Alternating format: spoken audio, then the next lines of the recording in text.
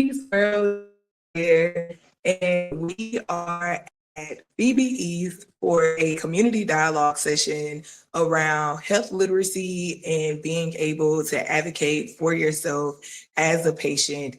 And so I'm here with Mama today. If you would tell me a little bit about your experiences and what you were able to share and gain from this dialogue. Well, I learned that you should ask questions when you visit your doctor about your medication. And you should tell him, come out and tell him about your health, what hurt, what don't hurt, what's good for you, what's not good for you. If you have any allergic reaction to your medication, let your doctor know. Ask questions, ask your doctor questions. Okay. For those that weren't in the room, because it wasn't many of us, if you could encourage others to come out and be a part of conversations like this, what would you say to them about the importance of these type of dialogues? They should come. It helped you with your health. It really does. All right. Thank you so much for that. Thank you. So if you would, for me, Nurse Cheney, just tell me a little bit about some of the information that you shared today and why programs like this are important. Absolutely. So we talked to everyone today about health literacy and what that actually means, defining it for them, helping them to understand how they can advocate for themselves and the things that they may want to do when they're going to their doctor's offices or hospitals or clinics or anything like that. They were very receptive. Some of them came with some knowledge, where others were maybe they needed a little bit more understanding.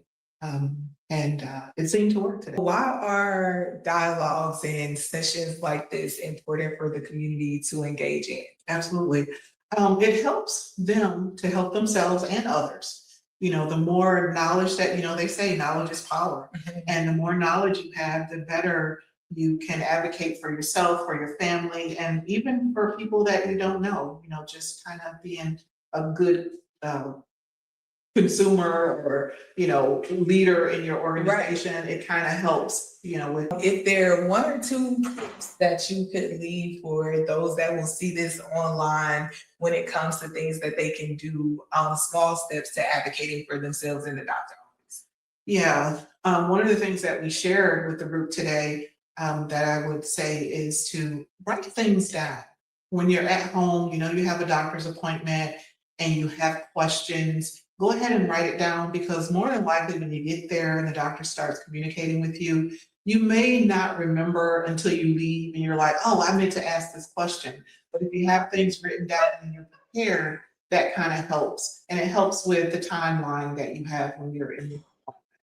I'm here with Joanna Jackson, who is a community health worker here in Southwest Georgia. So Joanna, if you would tell me a little bit about the energy behind putting together the community dialogue for today.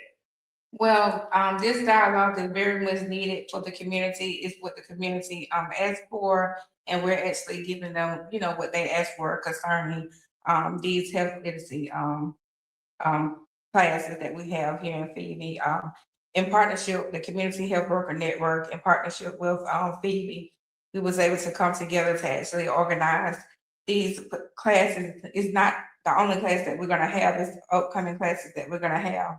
So our work in the community consists of helping individuals, families in the community navigate resources through one of the resources is Find Help Georgia. We have this class was around advocacy, so we are here to be able to educate people to how to actually speak up for themselves concerning their health care. One of the ways to speak up is actually to write things down. That is a call to action. We gave out these notebooks that you can write about now, later, and eventually of things that you would like to do concerning your health plan. Speaking of the community wanting and asking for this, how important is it for the community to actually come out and be engaged in what they're asking for? It's very important. We try to make the time as accessible for individuals in the community. We schedule around 12. That's around lunchtime for many. We're gonna look into actually eventually having some virtual sessions to have it more accessible to others. If you're at work, if you're at home, If you're just, doing a workout at the gym, you're able to, stick it in and listen in and get educated. Any final words of encouragement when it comes to our citizens and residents actually speaking up and asking questions when it comes to their health?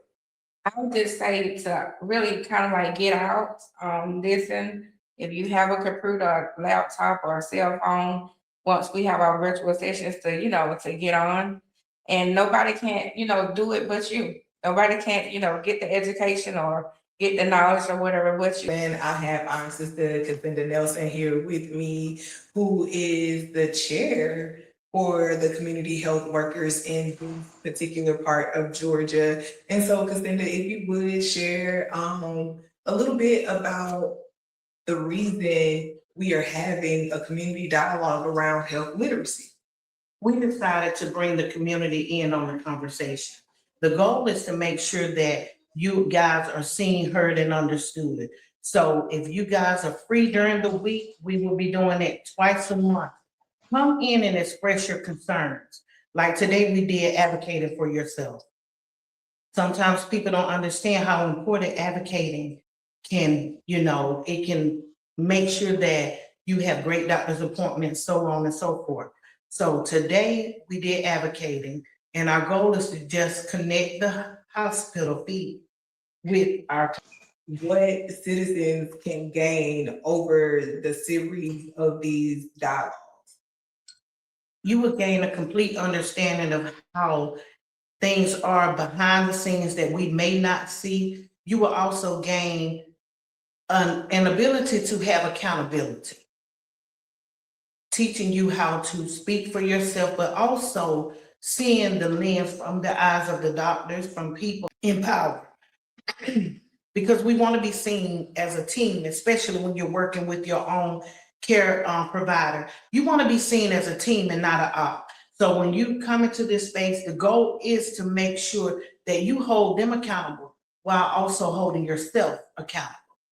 Any particular tips that stood out today in the conversation when it comes to individuals being able to actually have these conversations with their doctors and advocate for themselves?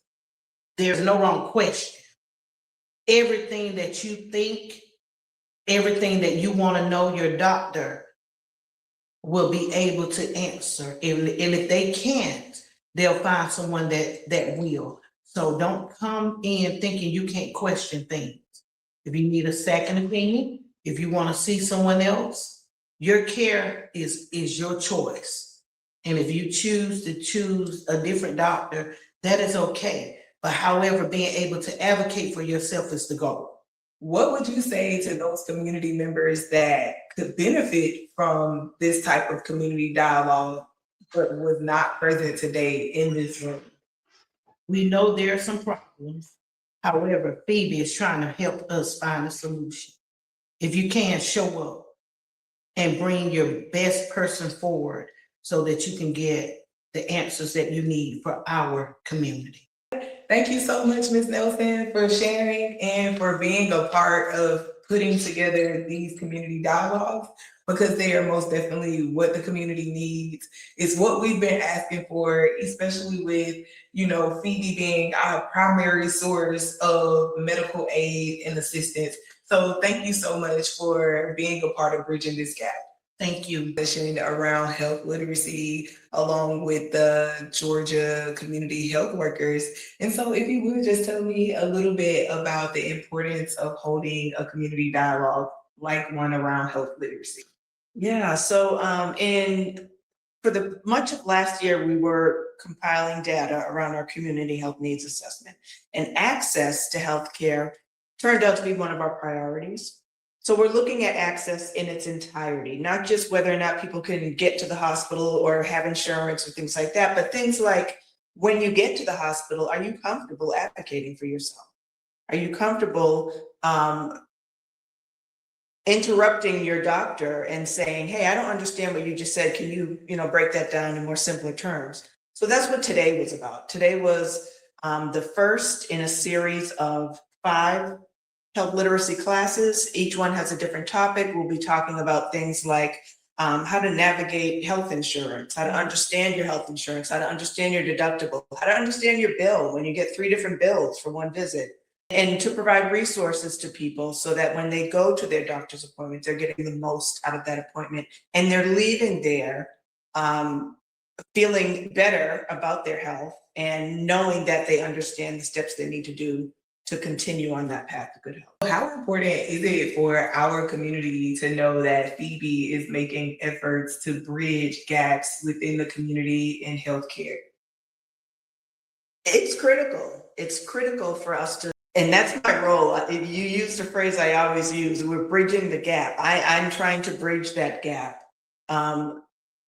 People have had great experiences at Phoebe and people have had not so great experiences at Phoebe, and we acknowledge that. So we're getting out into the community, we're doing community listening sessions, we're doing sessions like this health literacy session, we're doing nutritious eating sessions, things that people can get educated about on ways that they can positively impact their health and have a better relationship with their providers. Also, there was anything you could say to our community to encourage them to come out and be a part of these sessions so that they know that, you know, Phoebe actually does care and is providing safe spaces for them to be heard, to actually come out and be engaged? I would say, come out. Even if you're coming with an attitude of skepticism, or if you're coming from a place where I'm not quite sure about Phoebe, come out anyway, come out. You'll learn something. And if you don't learn anything, maybe you can teach us something that we need to be doing better, something we need to start doing, stop doing, and keep doing. We always want to hear feedback from the community because we're here for the community. That's our vision, to make every life better. And we can't make every life better if we don't have that connection.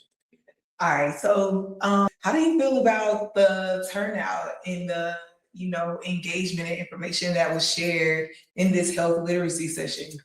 It was a small turnout. I'm a bit disappointed about the turnout, to be honest with you. But we sure had the right people in the room because they were so engaged and asked great questions and gave great examples about their experience with Phoebe Health. So I think we're back to the drawing board now to see maybe is this something we want to do virtually, where people can just log in from, you know, their homes or their jobs, or if it's something we want to continue in person. I'd like the in-person, you know, being in person with people. I like that, but I want to reach as wide an audience as possible. We may need to do maybe we'll do a hybrid, some virtual, some in person. When it comes to some of the tips and advice that was given on how we can begin to advocate for ourselves as patients, whether we're coming to Phoebe to the emergency center or we're going to our primary health physician somewhere else. Go into every situation with a medical provider, knowing that you are the customer, knowing that you're there because of your health, and there's nothing more important than your health. So ask the questions twice or 3 times if you still don't understand. Ask for the physician to tell you what happens if I don't follow this order. Ask the physician to say, how long will I be on this medicine? Ask those questions. Don't be afraid to ask the questions. Providers want you to ask the questions because they want to make sure that you understand completely what your medical situation is and what the plan is to help you get through that medical situation. So don't be afraid to ask questions. That's right. All right. Well, thank you so much for your time, Mrs. Williams, and being a part of the solution.